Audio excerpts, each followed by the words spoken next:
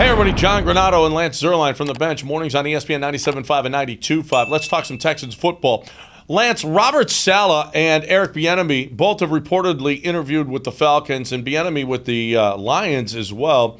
Are you at all concerned that, two of the biggest names are already on the market, already met with somebody else? Is this like recruiting where maybe the first two of them might be the favorites to get them?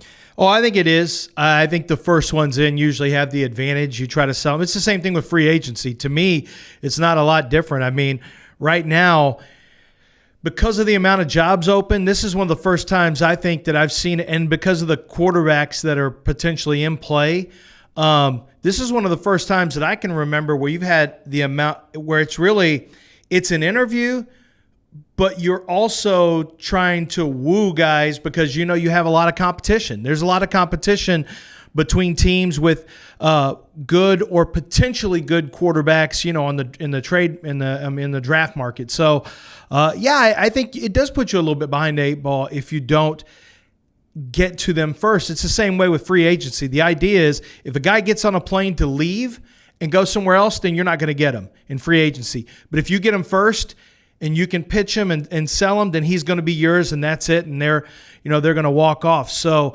I think it does help that you have Zoom interviews because it's easier for guys to do a Zoom interview and do multiple Zoom interviews. It's not the hassle of getting on a plane and taking that trip. So this year it might be a little bit different where you can take more interviews. But yeah, I can't imagine that it helps your case going second or third. Yeah. Well, normally. Hey, listen, this isn't unusual, though. I mean, every year there's 7, 8, 6, 5, 6, 7, 8 candidates or jobs open. The difference is, like you said, the quarterback situations. This is unusual in that I think everybody, even the Jags, the Jets, the line, they've all got really good quarterback candidates because this is a really good quarterback draft. And, you got guys like Matthew Stafford or whomever that could move to a team too and create openings. What's different is the general manager situation here, and I'm a little bit worried with the Texans situation that they're interviewing these guys. What does that mean? Okay, so they bring in Joe Brady or Robert Saleh or Bieniemy. And this is different in that Bieniemy is still alive in the playoffs and he's interviewing because you normally couldn't do that. This is a little bit different in that too. But they like him. They want to hire him, but the GM might not like him. So what's the sense of hiring or interviewing a coach before you have a GM? I was thinking about that. You almost have to, and here's why.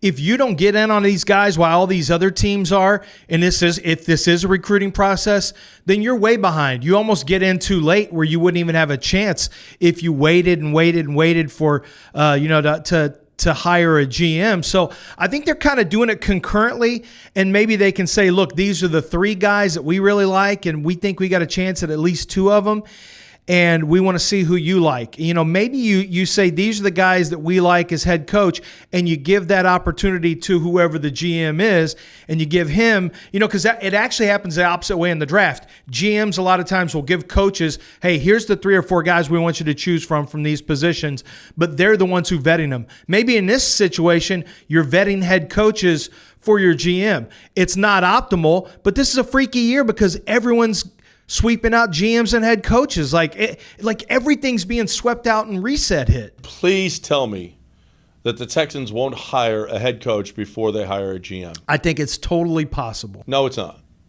It's impossible. It should be. There's 0-0. Now, the problem is that a head coach like Joe Brady is available now. He might slip away to another team because other teams are going to interview him. Yep. Or Robert Saleh is available now, and a GM that you want isn't available to even interview until after their season is over.